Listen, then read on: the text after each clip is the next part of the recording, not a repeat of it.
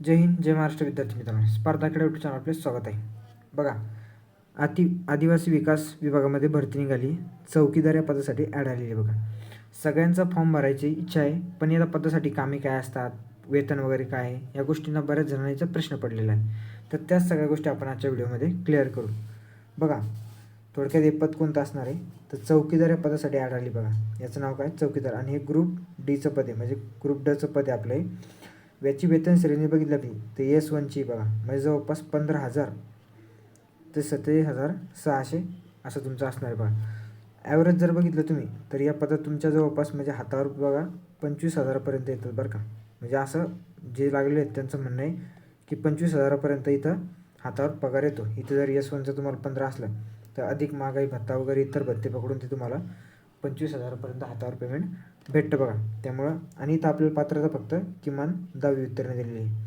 आणि या पदासाठी कोणती म्हणजे शारीरिक चाचणी वगैरे काही नसणार आहे. बघा, फक्त पेपरवर आहे आणि ऑनलाईन पेपर कम्प्युटर होणार तुमचा 200 गुणाचा, ते देखील आपण बघू समोर. बघा आता चला, बघा तुमचं नियुक्तीचं ठिकाण कुठं असतं आणि तुमचं काम कसं असणार आहे. बघा, नियुक्तीचं ठिकाण बघा, आदिवासी विभागाअंतर्गत खालील ठिकाणी नियुक्ती केली जाते. कोणते, तर शासकीय आश्रमशाळा, म्हणजे दुर्गम भागातील विद्यार्थ्यांच्या निवासी ज्या शाळा असतात त्या शाळांच्या ठिकाणी तुमची नियुक्ती केली जाईल.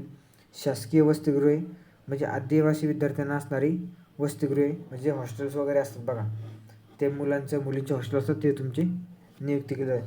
प्रकल्प कार्यालय, एकात्मिक आदिवासी विकास प्रकल्पाची कार्यालय. बघा, इथं शक्यतोवर काय असतं माहिती आहे का, जे तुमच्या आधी लागलेले आहेत बघा, ते इथं शहराच्या ठिकाणी एकात्मिक आदिवासी विकास प्रकल्प ठिकाणी तिथं असतात. तुमची जॉईनिंग मी सांगतो, स्टार्टिंगला कुठं असणार, एक तर ते शाळा असणार, ती असणार किंवा वसतिगृह असणार. बघा, शासकीय आश्रमशाळा, म्हणजे इथं आश्रम असतात. बघा, तुमची पहिली नियुक्ती मी तुम्हाला सांगतो, शक्यतो तुमची पहिली नियुक्ती एक तर आश्रमशाळेत होईल बरं का, नाहीतर वसतिगृहामध्ये होईल.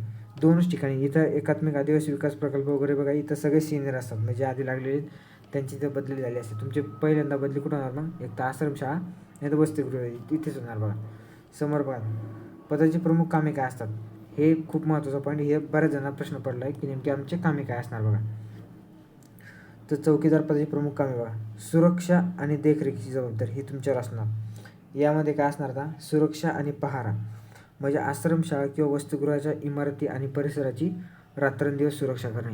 शक्यतोवर तुम्ही जर बघितलं तर तुमची ड्युटी हे बघा रात्रीच असणार आहे. रात्री 99% नवीन लागलेल्या मुलांची ड्युटी रात्रीलाच असते, त्यामुळे तुमची ड्युटी रात्रीला असणार आहे. एवढं तुम्ही ठाम पकडून चालायचं.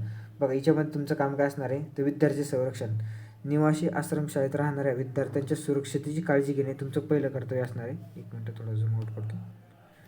त्यांची सुरक्षा करणे पहिलं कर्तव्य असणार तुमचं. रात्रीच्या वेळी अवांछित व्यक्तींना प्रवेश करण्यापासून रोखणे, म्हणजे रात्री जर आश्रमशाळेमध्ये किंवा वसतिगृहामध्ये अनोळखी व्यक्ती आले तर त्यांचा प्रवेश तुम्ही म्हणजे त्यांना थांबवायचे प्रवेश करण्यापासून. तसे मालमत्ते संरक्षण करणे, शासनाच्या मालमत्तेचे साहित्याचे साठा असलेल्या खोलीचे संरक्षण, म्हणजे इथं स्टॉक वगैरे ठेवलं आहे एखाद्या तुमच्या आश्रमशाळा वगैरे किंवा वसतिगृह आहे तिथं आहे तुम्ही, तिथं स्टॉक वगैरे असते, म्हणजे काही अन्नधान्य साठवलेलं असते त्यात तिथं तुमचं संरक्षण करणे. किंवा शाळेचा सारखं असेल तर शाळेचं काही साहित्य साठवलं आहे एका खोलीमध्ये, तर त्या खोलीचं तुमचं संरक्षण करणे. आणि हे बघा, शक्यतो 99% तुमची ड्युटी नाईटलाच असणार आहे. एवढं पकडून चालायचं. ज्याची जवळपास 10+ तास ड्युटी करायची तयारी असेल त्यांनी हा फॉर्म भरायचा आहे, अन्यथा तुम्ही फॉर्म भरू नका. कारण की तुम्हाला बरेच कामं, या कामं सोडून देखील इतर कामं वरिष्ठ अधिकारी लावू शकतात. जिथे तुम्ही आहे समजा शाळा आश्रम वगैरे, तिथे ते प्रमुख देखील तुम्हाला इतर कामं लावू शकतात. तुम्हाला ते काम देखील करायची वेळ येऊ शकते. त्यामुळे ज्याची 10+ तास, कधी कधी तर मी काय म्हणतो काही मुलं 12+ तास देखील सांगतात त्यांची ड्युटी असते. त्याच्यामुळं नाईट ड्युटी प्लस 10-12 तास ड्युटी, ज्याची तयारी करायची इच्छा असेल त्यांनीच करायची. शेवटी सरकारी नोकरी आहे, काळाची गरज आहे, त्यामुळे देखील बरेच मुलं करण्यास देखील तयार आहेत. चला आता समोरचे पॉईंट बघू आपण. नेक्स्ट PPTमध्ये काय आहे बघा, एकच मिनिट. बघा आता, बघा कोणत्या नोंदणी ठेवाव्या लागतात, कार्यालय किंवा शाळेत येणाऱ्या जाणाऱ्या व्यक्तीच्या देखील तुम्हाला काय ठेवावं लागतात, म्हणजे नोंदणी ठेवावं लागतात.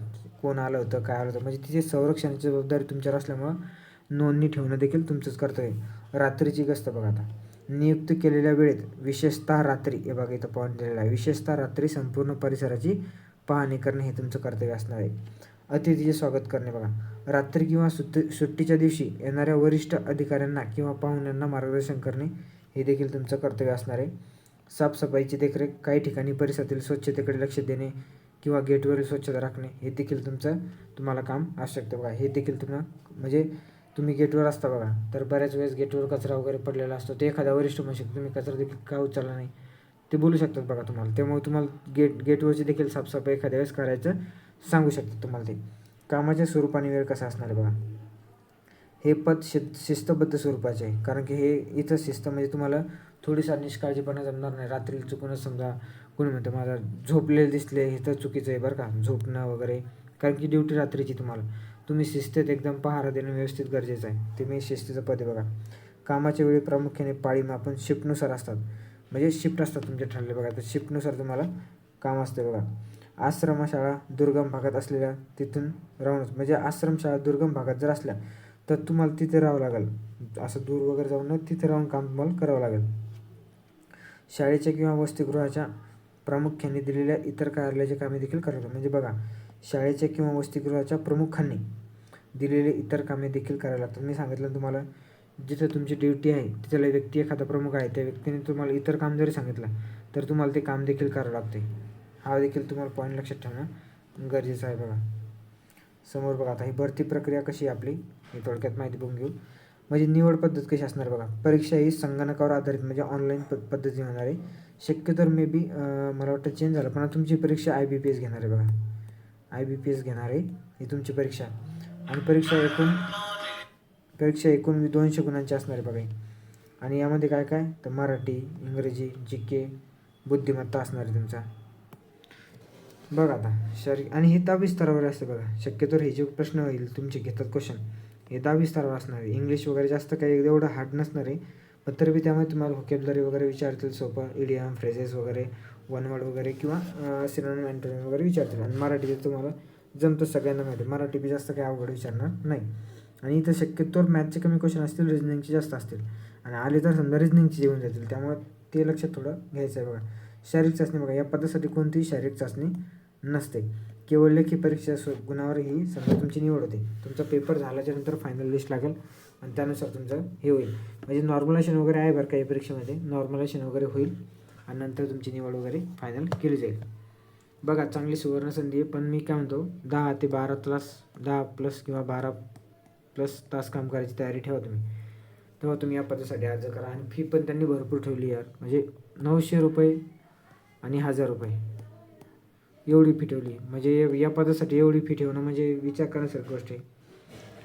खूप जास्त फी ठेवली त्यांनी, 900 ते 1000 रुपये बघा. चला विचार करा आणि फॉर्म भरून टाका. एक तर किती केलं तर सरकारी नोकरी आहे, त्यामुळे सरकारी नोकरी सध्या या काळात तर खूप आवश्यकता आहे, त्यानुसार अर्ज करायचा आहे. शक्यतो अर्ज कमी येतील बघा, याला जास्त काही अर्ज येणार नाहीत, पण तरी कॉम्पिटिशन टफच असणार. असं नाही की एकदम इझी घ्यायचं आहे, कॉम्पिटिशन टफ असणार. त्यानुसार तुम्ही बघायचं. अभ्यासाला देखील आता चालू करा. शक्यतो 2-3 महिन्यामध्ये परीक्षा होऊन जाईल. जुलै मे बी जुलैपर्यंत परीक्षा होऊन जाईल. जुलैमध्ये परीक्षा होऊ शकते. जूनच्या एंडिंगला तर चान्स कमी येतं समजा, पण काय सांगा, जूनच्या एंडिंगला देखील होऊ शकते, पण जुलैमध्ये 100% परीक्षा होऊन जाईल बघा. त्यामुळे आतापासून तयारी व्यवस्थित चालू ठेवा.